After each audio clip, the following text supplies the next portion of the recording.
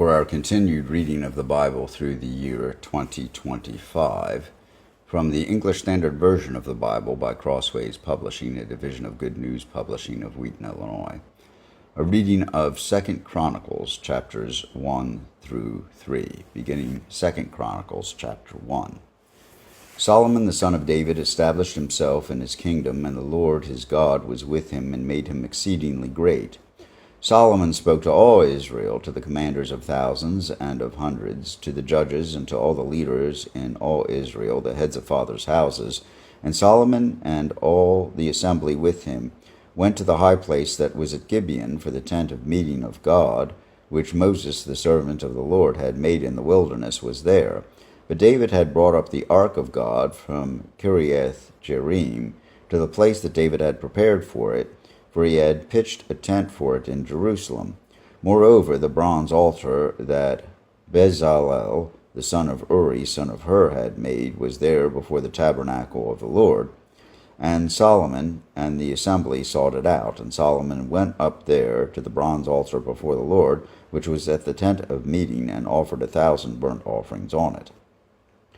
In that night God appeared to Solomon and said to him, "Ask what I shall give you." And Solomon said to God, "You have shown great and steadfast love to David my father, and have made me king in his place. O Lord God, let your word to David my father be now fulfilled. For you have made me king over a people as numerous as the dust of the earth. Give me now wisdom and knowledge to go out and come in before this people. For who can govern this people of yours, which is so great?" God answered Solomon, "Because this was in your heart, and you have not asked for possessions, wealth, honor, or the life of those who hate you, and have not even asked for a long life, but have asked for wisdom and knowledge for yourself, that you may govern my people over whom I have made you king, wisdom and knowledge are granted to you. I will also give you riches, possessions, and honor, such as none of the kings who were before you, and none after you shall have the like." So Solomon came from the high place at Gibeon, from before the tent of meeting, to Jerusalem, and he reigned over Israel. Solomon gathered together chariots and horsemen. He had 1,400 chariots, and 12,000 horsemen, whom he stationed in the chariot cities, and with the king in Jerusalem. And the king made silver and gold as common in Jerusalem as stone, and he made cedar as plentiful as the sycamore of the Shephelah. And Solomon's import of horses was from Egypt in Kue, and the king's traders would buy them from Kue for a price. They imported a chariot from Egypt for 600 shekels of silver, and a horse for 150. Likewise, through them, these were exported to all the kings of the Hittites and the kings of Syria. Now Solomon proposed to build a temple for the name of the Lord, and a royal palace for himself. And Solomon assigned 70,000 men to bear burdens, and 80,000 to quarry in the hill country, and 3,600 to oversee them.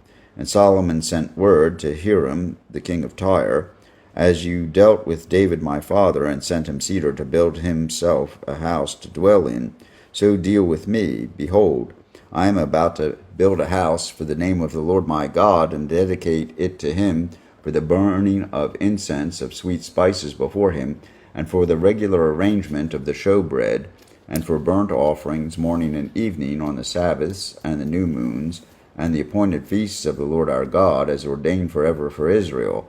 The house that I am to build will be great, for our God is greater than all gods. But who is able to build him a house, since heaven, even highest heaven, cannot contain him? Who am I to build a house for him, except as a place to make offerings before him? So now send me a man skilled to work in gold, silver, bronze, and iron, and in purple, crimson, and blue fabrics, trained also in engraving, to be with the skilled workers who are with me in Judah and Jerusalem, whom David my father provided. Send me also cedar, cypress, and algum timber from Lebanon, for I know that your servants know how to cut timber in Lebanon. And my servants will be with your servants, to prepare timber for me in abundance, for the house that I am to build will be great and wonderful. I will give for your servants, the woodsmen who cut timber, 20,000 cores of crushed wheat, 20,000 cores of barley, 20,000 baths of wine, and 20,000 baths of oil.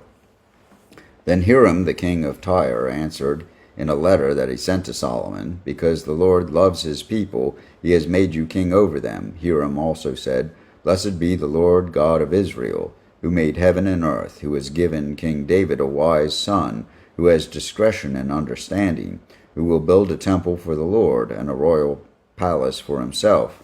Now I have sent a skilled man who has understanding, Huram-Abi, the son of a woman of the daughters of Dan, and his father was a man of Tyre. He is trained to work in gold, silver, bronze, iron, stone, and wood, and in purple, blue, and crimson fabrics, and fine linen, and to do all sorts of engraving and execute any design that may be assigned him with your craftsmen, the craftsmen of my lord David your father. Now therefore the wheat and barley, oil and wine, of which my lord has spoken, let him send to his servants, and we will cut whatever timber you need from Lebanon, and bring it to you in rafts by sea to Joppa, so that you may take it up to Jerusalem." Then Solomon counted all the resident aliens who were in the land of Israel after the census of them that David his father had taken, and there were found 153,600. 70,000 of them he assigned to bear burdens, 80,000 to quarry in the hill country, and 3,600 as overseers to make the people work. Then Solomon began to build the house of the Lord in Jerusalem, or Mount Moriah, where the Lord had appeared to David his father, at the place that David had appointed, on the threshing floor of Ornan the Jebusite. He began to build in the 2nd month of the 4th year of his reign. These are Solomon's measurements for building the house of God.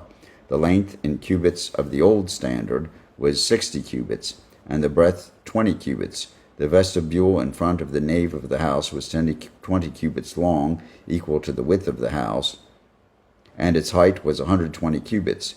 He overlaid it on the inside with pure gold. The nave he lined with cypress, and covered it with fine gold, and made palms and chains on it.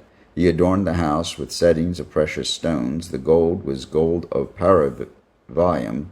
So he lined the house with gold, its beams, its thresholds, its walls, and its doors, and he covered the cherubim and he carved the cherubim on the walls. And he made the most holy place, its length corresponding to the breadth of the house, was 20 cubits, and its breadth was 20 cubits. He overlaid it with 600 talents of fine gold. The weight of gold for the nails was 50 shekels, and he overlaid the upper chambers with gold.